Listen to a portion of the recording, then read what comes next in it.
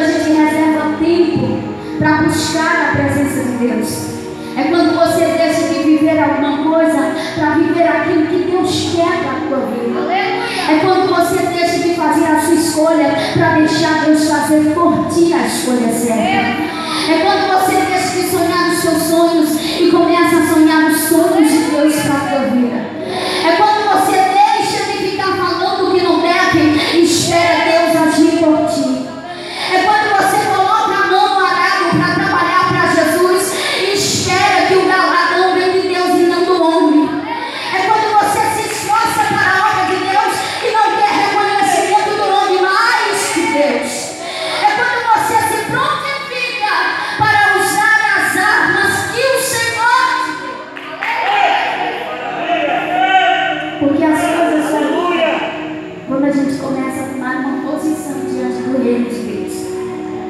O servo do Senhor, Isaías, ele profetizou para a nação de Israel, no livro de Isaías, no capítulo 54, no versículo 17, ele vai lançar uma promessa linda para a nação de Israel. Mas essa promessa pode se cumprir também em nossas vidas. Ele vai dizer: toda ferramenta preparada contra ti não prosperará, e toda língua que se levantará contra ti em juízo, tu mesmo a condenarás, porque esta é a herança do Senhor sobre os seus filhos. Então, ainda que o inimigo esteja vestindo, ainda que o inimigo esteja pelejando, ainda que ele esteja pensando que já ganhou, que já conseguiu ganhar espaço dentro da tua casa, ainda que ele pense deste modo, quem dá a última palavra é o teu Deus. E se ele quiser mudar a situação, ele muda. E nosso Deus, ele nem chega atrasado e nem chega atrasado. A gente tem um problema muito interessante de começar a dizer que não está mais aguentando as coisas. Passa por uma provinha e começa a dizer: Jesus, eu não aguento mais. Ai, Senhor, está doendo aqui. Oh, meu Deus, eu vou sair da igreja. Oh, Senhor, vou entregar o departamento. Eu não vou mais roubar. Eu não vou mais ofertar e nem dizimar. Eu não vou mais fazer nada para Jesus. E tu acha que o negócio vai se ajeitar desse jeito? Não.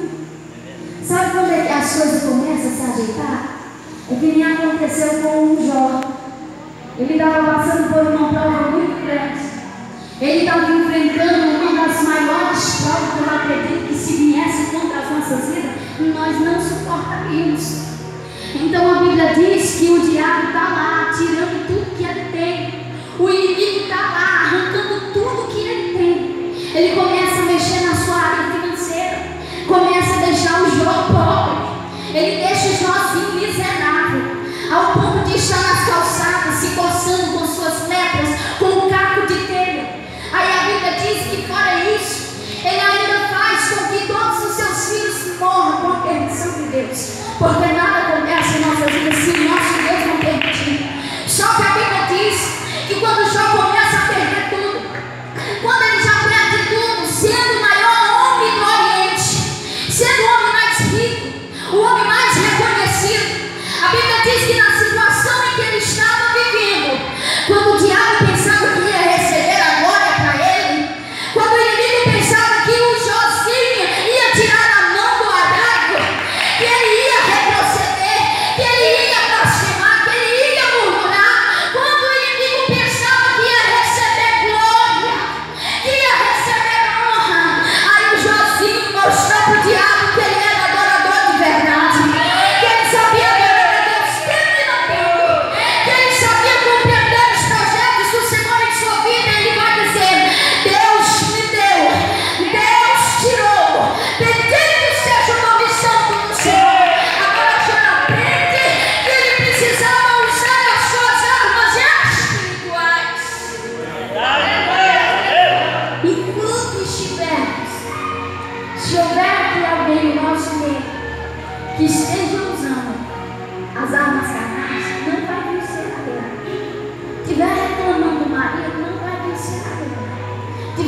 reclamando dos filhos que estão rebeldes, não vai vencer a guerra.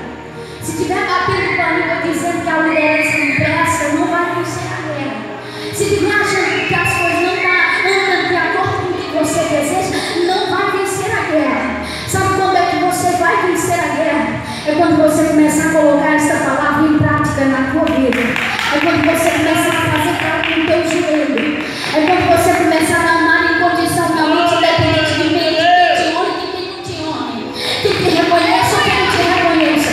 Trate todos de forma igual e glorifique a Deus sobre a vida dos seus irmãos em Cristo Jesus.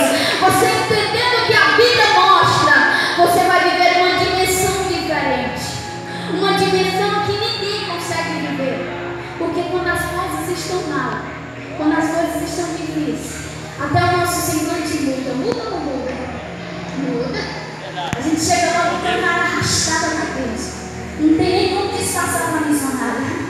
Ela já sabe que o negócio não está bom. A igreja começa a olhar para o nosso rosto e diz: o negócio não está bom não. Então a gente tem que ser que nem aquela mulher que perdeu o filho. A situação feia, horrível, terrível. A Bíblia diz que ela vai atrás de um profeta, da resposta de Deus. É lindo quando a gente começa a entender a vontade de Deus em nossas vidas e a gente procura uma resposta da parte dele. Então aquela mulher com seu filho lá em óbito já, ela vai percorrer um caminho atrás do profeta, mas ela não vai com semblante de derrotada, ela não vai com semblante de tristeza. Ela não vai com semblante como se as coisas não tivessem mais jeito. Pelo contrário, a Bíblia diz que quando ela se encontra com o servo do profeta, o profeta pede para o servo perguntar para ela. E assim pergunta para aquela mulher: e aí, vai bem com teu filho? Vai bem com teu marido? Vai bem contigo? Não estava nada bem, gente. As coisas estavam feias. Ela tinha que enterrar o seu filho, mas ela não aceitou o atestado de óbito entrar dentro da sua casa. Ela não aceitou a morte levar o seu filho. Aí ela vai responder a pergunta, que é a pergunta que eu creio que mudou a resposta dela com aquela pergunta, mudou a trajetória do rumo daquela situação. Quando ela começa a dizer que vai tudo bem, eu começo a entender que aquela mulher não, de maneira nenhuma, ela quis usar a sua língua para amaldiçoar a sua vida, a vida do seu filho. Ela não quis reclamar, ela não quis murmurar, pelo contrário, ela quis profetizar sobre algo que ainda não existia. Então use essa arma hoje, a tua língua, e começa a profetizar sobre a tua casa, começa a profetizar sobre os teus filhos, começa a profetizar sobre a tua vida em todas as áreas, porque se você usar a arma que Deus te deu, as suas obras serão confirmadas e tudo quanto você fizer prosperará, porque quem vive a palavra de Deus tem os seus passos confirmados pelo Senhor. Quem crê nesta palavra, glorifica esse Deus com as palmas, porque Ele é digno.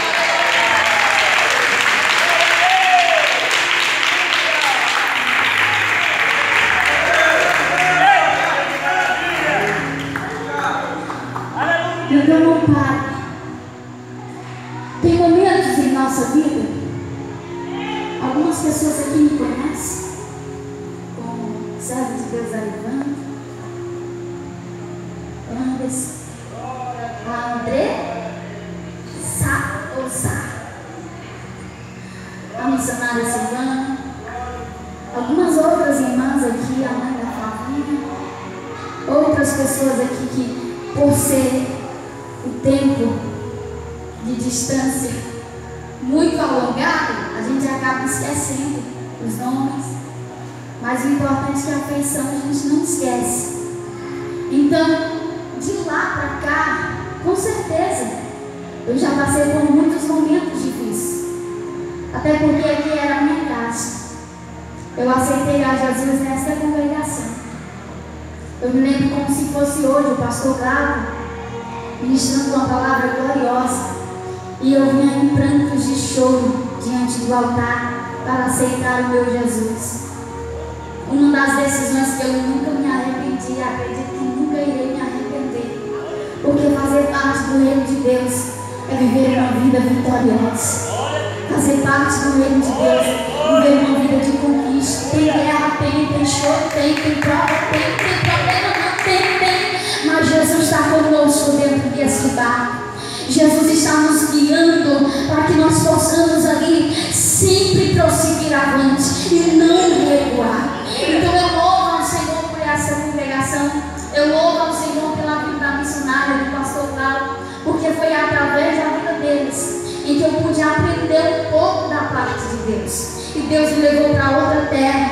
Quando Ele me levou para outra terra, foi um período de solidão, foi um período de sofrimento, foi um período de tristeza. Eu passei a morar sozinha, eu passei a ser humilhada pelo meu avô, eu passei a ser esquecida pela minha família, mas nem por isso eu deixei de tirar a mão do arado, nem por isso eu recuei, pelo contrário, eu sempre me lembrava das palavras que eram pregadas neste altar, que nós somos em Cristo Jesus mais do que vitoriosos. Eu não sei como que anda a tua vida, eu não sei como que anda a tua casa, mas uma coisa eu sei: se você se erguer hoje nesta noite como um soldado valente, que mesmo ferido esteja disposto a lutar, o Senhor vai entrar contigo nesta peleja, o Senhor vai entrar contigo nesta guerra, e nesta guerra tu não irá pelejar,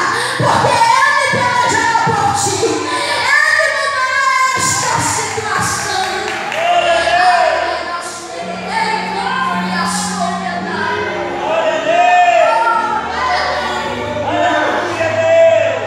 Deixa eu te dizer uma coisa. A palavra de Deus mostra que o apóstolo Paulo, antes de seguir a Jesus, ele foi o pior dos homens. O pior dos homens, eu digo porque foi uma das frases que ele mesmo disse ao seu respeito. Ele disse que não era digno de ser chamado apóstolo, porque um dia ele foi tão zeloso pela lei que mandava as mulheres serem encarceradas, as mulheres que proferissem o nome de Jesus. Ele perseguia a igreja, ele atormentava a igreja, ele destruía a igreja. Mas teve um dia que Deus mudou essa situação. Aí a Bíblia diz que em uma de suas cartas escritas a uma denominada igreja, ele vai dizer: esquecendo-me das coisas que para trás ficam, eu prossigo para o alvo pelo prêmio da soberana vocação. Quando eu li este versículo, eu me perguntei por que há essa necessidade de esquecer as coisas que para trás ficam. E eu entendi, porque as coisas do passado em que Paulo havia praticado como um homem ímpio, como um homem que não temia a Deus, como um homem que não entendia o que era seguir ao Senhor. Ele ia só segundo a lei, só segundo as ordens daqueles que estão ali por cima, que estão com autoridade. Aí a Bíblia diz que o apóstolo Paulo, ele vai decidir algo em sua vida, que eu gostaria que você tomasse coragem para decidir hoje, nessa noite. Esquecer do passado, do que aconteceu ontem, do que não deu certo ontem, do que você não conquistou ontem. Começa a viver o presente de Deus para a tua vida. Começa a entender que as coisas que não deram certo ontem eram melhor para a tua vida, que o que você não conseguiu ontem era melhor para a tua vida. Então entenda que se você prosseguir avante, no fim da trajetória haverá recompensa de Deus para a sua vida. Porque foi o que o apóstolo Paulo disse. Ele aprendeu a manusear as suas armas espirituais. Ele orava, ele jejuava, ele se consagrava, ele se reservava, ele trabalhava para o reino, ele não se importava com quem queria trabalhar, porque às vezes acontece isso dentro da igreja, e nem tem gente que nem faz, e nem deixa os outros fazer. Mas isso eu acredito que é só uma questão de escolha, porque quem quer faz, e não inventa desculpa. Quando a gente está disposto a trabalhar na obra de Deus, a gente começa a perceber que tudo que a gente faz para Deus tem um retorno. Tudo que a gente faz, até uma cadeira torta que você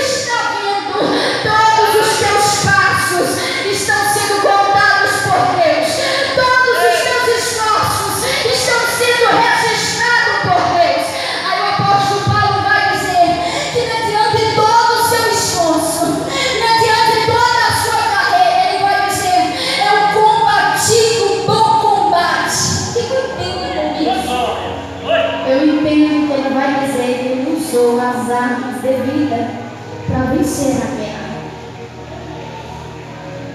Ele não fez nem a mulher de Jó. Amaldiçoa esse teu Deus e morre. E às vezes a sua não está boa, não vou para o culto. Não vou para o culto, não. Vai por quê? Não vou para o culto. Não vou. Acontece isso às vezes. E se você ficar em casa, vai ajeitar alguma coisa? Não, vai continuar do mesmo jeito. Quantas vezes, mas quantas vezes eu me encontrei em situações tão difíceis e quando eu entrei dentro da casa de Deus, eu me senti agraciada e fortalecida. Porque aqui na casa do Senhor você ouve palavras de vida eterna que te dá vida. Lá fora ninguém tem este poder de conversar contigo e te dar vida, mas Jesus tem. Quando você se prontifica ali, está na posição que nem o salmista Davi diz, que ele preferia 1000 vezes estar nos atos do Senhor do que em qualquer palácio de riqueza. Em qualquer lugar lá fora, ele preferia estar na casa de Deus. Aí a Bíblia nos mostra que o seu filho foi um dos filhos mais lindos. O fim de Davi não foi uma guerra. O fim de Davi não foi uma peleja. Não foi através de uma doença. A Bíblia diz que os filhos de Davi foi pela sua velhice. Ele não sentiu uma dor na língua. Ele não se questionou de nada. A Bíblia diz que ele estava ali deitado sobre a sua cama, chamou seu filho Salomão para lhe instruir as palavras de Deus. E depois que ele terminou o sermão dele para o filho ficar no lugar dele, como temente a palavra de Deus, a Bíblia diz que ele fechou os seus olhos e dormiu. E eu acredito que ele acordou lá no paraíso. Porque crente que vence batalha com armas devidas é crente vitorioso na presença do Senhor. Então, a partir desta noite, você entenda e compreenda isso. Vá para a sua casa. Quando terminar o culto, chegue na sua casa. Mas chegue determinado a agir de modo diferente. Se você não orar, comece a orar. Porque às vezes os seus filhos não estão precisando das suas críticas. Às vezes os teus filhos não estão precisando dos teus apontamentos, do teu julgamento. Ah, meu filho não presta, meu filho é preguiçoso, meu filho é desleixado, meu filho é irresponsável, minha filha é isso, minha filha é aquilo. Em vez de você usar essa arma que não vai te dar vitória, comece a usar uma arma que ela vai fazer um efeito que quando você olhar assim, você vai dizer: não acredito. É ele mesmo, é ela mesmo, é meu filho, é minha filha mesmo. Se você começar a usar a arma da oração, em vez de ficar falando que teu filho é isso, que teu filho é aquilo, aí os vizinhos chegam na tua casa e aí, filha, como é que tá teu filho? Você tá gravando desde o começo? Ele vai continuar do mesmo jeito, porque na tua língua tem poder. Na tua língua tem poder. O livro de Provérbios diz isso. Tem poder de bênção e tem poder de maldição. Agora, chega alguém e pergunta: mulher, tu está passando por isso no teu casamento e teu marido não presta, ele anda por aí e tal. Aí você vai concordando, vai dizendo: presta mesmo não presta mesmo não, ele só dá trabalho, só dá despesa, não ajuda em nada, é irresponsável, mudou muito. E quando você estiver usando a tua boca para não mudar essa situação, ela vai continuar do mesmo jeito. Agora, se você mudar essa situação, você começa a mudar a maneira que ele está falando, porque isso muda tudo. Eu tinha uma mania feia de dizer as coisas. As pessoas chegavam e diziam: e aí, Jéssica, como é que está a tua família? Está tudo desmantelado. Não tinha nem medo de dizer. Como é que está, Jéssica? Está tudo desmantelado. Dá logo uma agonia lá dentro da alma. Enquanto eu estava falando isso, estava todo mundo desmantelado dentro. Mas aí eu aprendi que eu podia inverter essa situação. Eu fui para uma pregação e lá estava um ministrante. Ele disse: olha, as coisas não estão chegar e perguntar como que está o teu casamento, como que está a aliança com os teus filhos, teus irmãos, tua família, tua mãe, teu pai, diga que está tudo bem. Aí eu disse, eu vou testar esse negócio para ver se funciona. Aí eu comecei a testar. E eu comecei a perceber que as coisas lá em casa estavam indo tudo para o seu devido lugar. Aí eu entendi que eu precisava usar a arma espiritual que Deus me deu.